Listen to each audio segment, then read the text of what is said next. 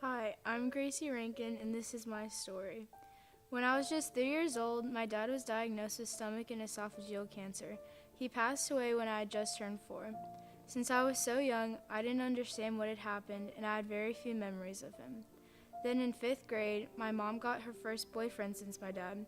That was around the time it started to hit me that I didn't have my dad here with me. Me and my sisters didn't really like my mom's boyfriend, and one day he walked out on us, leaving my mom very hurt.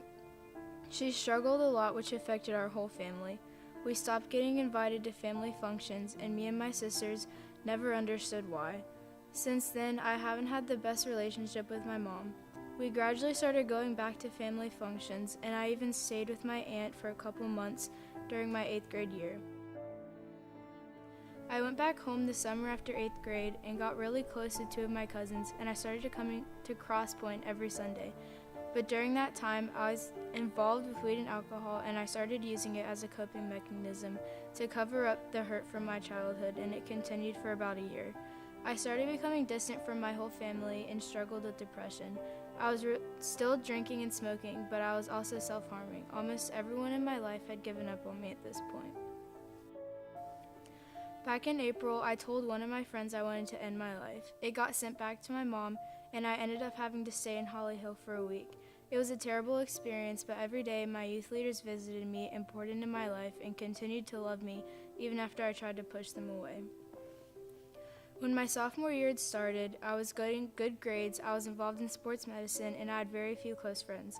Everything was going good until October, when one night I had snuck out and drank way more than I should have, and I got sexually assaulted. I didn't really know what had happened. Then in December, when me and my mom hit a very rocky spot in our relationship, I started staying with the Coleys, and I've been with them for almost 4 months now.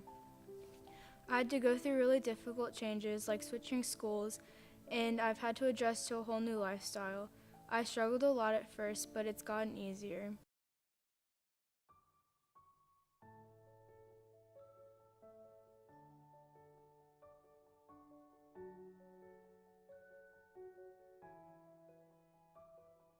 I signed up for a student event at Cross Point called D Now. That weekend had a huge impact on my life.